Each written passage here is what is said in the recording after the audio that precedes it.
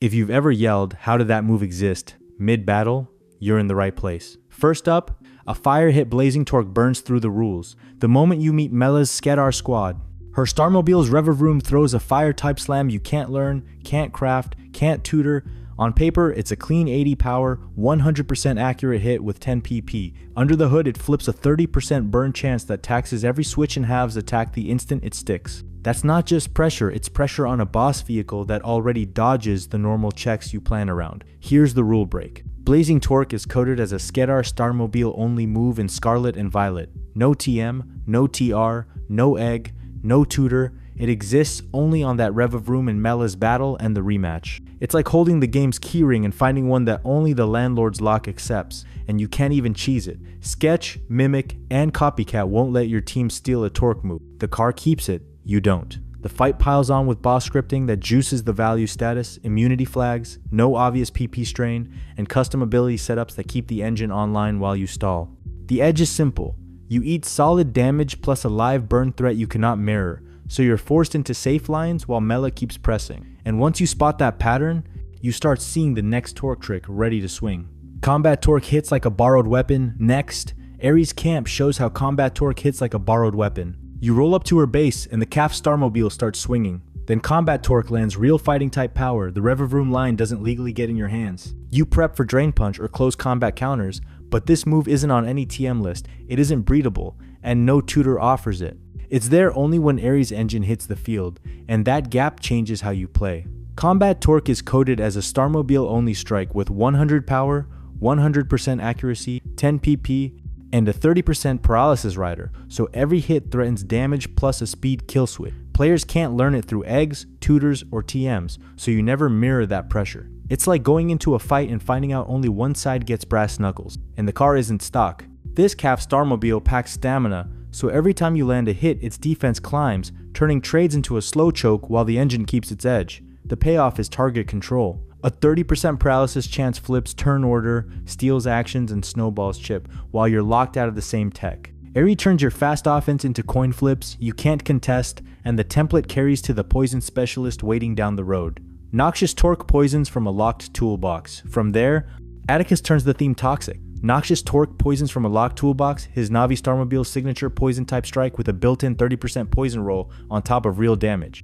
On paper, it's 100 power with 10 PP and perfect accuracy. In practice, it's a move you can't learn, can't craft, and can't tutor onto anything, so you prep for Poison Jab or Gunk Shot and get hit by a slot only his boss engine gets. Here's why it's off limits. Noxious Torque is flagged as a Starmobile only move in Scarlet and Violet data. It exists only on Atticus's boss Revavroom and never appears on TM lists, tutor pools, or normal learn sets. It's like seeing a key under the mat, but only the landlord's copy opens the door, and the car comes rigged. The Navi Starmobile leans on toxic debris, which throws out toxic spikes when you hit it with a physical move, so switching answers gets taxed twice, status on impact, hazards on the pivot.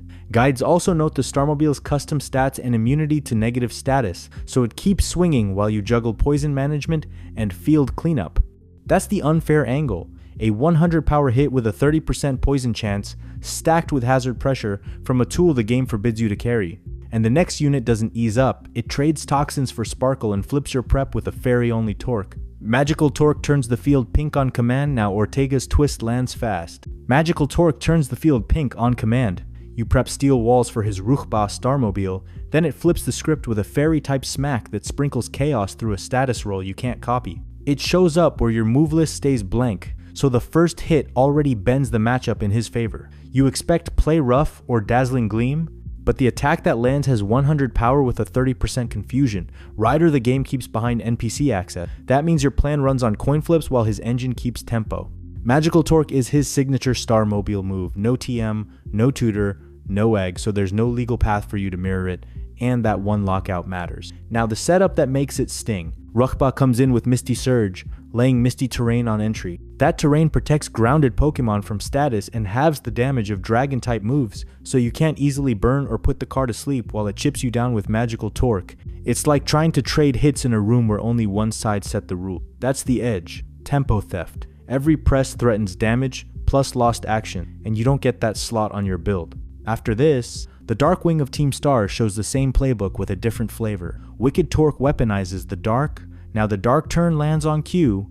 Wicked Torque weaponizes the dark. Giacomo Sagan's Starmobile fires it off a dark-type strike with a built-in status chance, and your move list has nothing even close. You plan around Snarl or Dark Pulse, but this custom hit lands and can put you to sleep, and there's no TM or tutor that lets you return the favor. Wicked Torque is the Sagan Starmobile's signature. It's coded for that Rev room alone and never distributed to players, so it functions like a boss-only tool that broke the rules. The numbers keep it clean but modest. 80 base power with perfect accuracy for steady damage, plus only a 10% sleep roll tacked on for rare momentum. It's like walking into a fair match and finding out one corner gets a banned glove, even if the knockout chance is lower than the other torque move. Now layer in how the vehicle fights work. These Starmobiles ignore the normal headaches PP concerns don't show up, and they're immune to negative status, so the user never risks getting shut down by burn or sleep while it spams pressure. That synergy turns a reliable chip tool into a tempo tax, because even a 10% sleep can swing a turn you can't get back.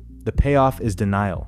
Giacomo can flip a key turn with a dark-only move you can't add, and sometimes that tiny roll is enough to expose something else the game hid in plain sight. Feint Attack on Delcatty that shouldn't exist. That same kind of rule slip shows up in BDSP with Feint Attack on Delcatty that shouldn't exist. First off, Feint Attack breaks reality on Delcatty in a glitched BDSP trainer battle, and you notice it the second that Pink Cat fires a dark move. It shouldn't know.